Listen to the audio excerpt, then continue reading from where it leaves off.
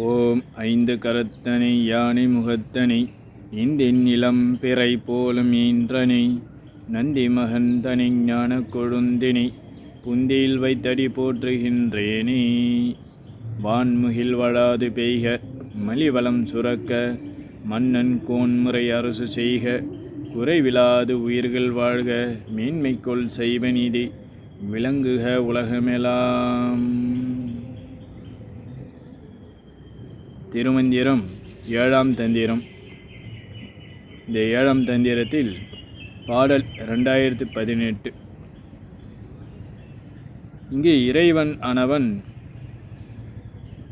இந்த ஜீவனாகிய நம்மை அல்லது நம்முடைய ஆன்மாவை எவ்வாறாக ஆட்கொள்கின்றான், எவ்விதமாக ஆட்கொள்கின்றான் என்ற ஒரு கருத்தினை, ஒரு வழியினை இங்கு காட்டி அருள்கின்றார்.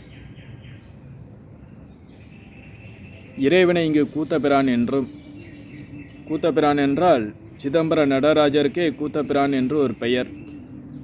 அத்தகைய கூத்தை அவன் எப்பொழுதும் இந்த நிகழ்த்தி கொண்டிருக்கின்றான்.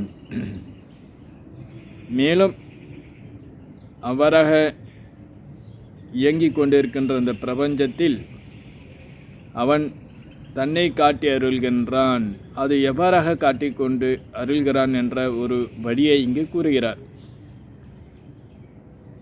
உயிர்களுக்கு பக்குவத்தை அவன் தந்தருள்கின்றானாம். உயிர்களுக்கு பக்குவத்தை தந்து அதன் மூலமாக அவனை ஞான வழியில் சென்று அவனை ஆட்கொள்கின்றார் என்ற ஒரு வழியை இங்கு கூறுகின்றார். மேலும் இங்கு குண கண மன பண என்ற அழகாக தமிழை அழகாக அழகிய நடையில் இந்த பாடலை வடிவமைத்திருக்கின்றார். குணவிளக்காகிய கூத்தபிரானும் மனவிளக்காகிய மண்ணுயிருக்கெல்லாம் பணவிளக்காகிய பல்தலை நாகங்கள் கனவிளக்காகிய கண்காணியாகுமே என்று கூறுகிறார். ஒரு பழமையான பாம்பு, அதாவது நாகராஜனானவன் இருக்கின்றார். அது பலகாலம் அந்த விஷயமே ஆனது மீண்டும் வயதாகிவிட்டால் அதற்கு ஒரு இரத்தினமானது தோன்றும்.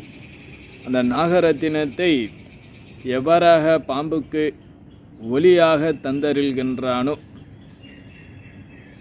அதே மாதிரி மனிதனும் பக்குவப்பட வேண்டும், பழுத்த பழமாக வேண்டும், பக்குவப்பட வேண்டும். மனதளவில், சொற்கள் அளவிலும், செயலளவிலும் மனிதன் பக்குவப்பட வேண்டும். அத்தகைய பக்குவத்தை அவன் இறைவனானவன் தந்தருள்கின்றான். ஒவ்வொரு சூழ்நிலையிலும் நமக்கு இறைவனானவன் இந்த பக்குவத்தை தந்தருள்கின்றான். நாம் அதனை உணர்வதில்லை. நாம் உணர்வதற்காகவே, நம்மை பக்குவப்படுத்துவதற்காகவே சூழ்நிலைகளை தந்தருள்கின்றான். அவ்வாறாக பக்குவப்பட்ட ஜீவனானவன் இறைவன் என்ன செய்கின்றான் என்றால், அந்த நடராஜ பெருமான் அவனுக்கு ஞானம் என்ற ஒளியை தந்தருள்கின்றானாம், அறிவை தந்தருள்கின்றான், தன்னை பற்றிய அறிவை தந்தருள்கின்றான். இருப்பதிலே மேலான அறிவு இறைவனுடைய அறிவு. அத்தகைய இறை அறிவை அவன் பெறுகின்றான். உலகமெல்லாம் உணர்ந்து ஓதற்கரியவன். உலகெல்லாம் உணர்ந்தாலும் அவனை உணர்வதற்கு அரியவன். அவனை பற்றி சொல்வதற்கு மிகவும் கடினமானது. காரணம் என்றால் அத்தகைய பக்குவப்பட வேண்டும். ஜீவனானவன், பக்குவப்பட்ட ஜீவன் பேசுவதில்லை, பக்குவப்படுவதவர்கள் பேசிக்கொண்டே இருக்கின்றார்கள். ஆகவே இங்கே கனவிளக்கு என்பது கூட்டம். எத்தகைய கூட்டம் என்றால் உயிர் கூட்டங்கள், ஜீவர்களாகிய நாம் உயிர் கூட்டங்களை இங்கு கணம் என்று கூறுகிறார். கனவிளக்கு. அவன் என்ன செய்கின்றான், இறைவன் என்ன செய்கின்றான் என்றால் கண்காணியாக இருக்கின்றானா. இப்போதெல்லாம் சிசிடிவி கேமரா இருப்பது போன்று இறைவன் ஒவ்வொரு மனதினுள்ளும் கண்காணித்து கொண்டிருக்கின்றான். ஒவ்வொரு உடலிலும் அவன் சிசிடிவியாக இருக்கின்றான், அதாவது மனமாக இருக்கின்றான். மேற்பார்வையாளன். கண்காணி என்றால் அவன் அனைவரையும் அவன் பார்த்து கொண்டு இருக்கின்றானா. குணவிளக்கு என்றால் அறிவு ஒளியாய் அவன் வெளிப்படுகின்றான். குணவிளக்கு. நடராஜ பெருமான் ஆக அவன் கூத்தபிரான் என்றால் நடராஜ பெருமான். அவன் எப்பொழுதும் இந்த பிரபஞ்சத்தை இயக்க நிலையிலே வைத்து கொண்டிருக்கின்றான்.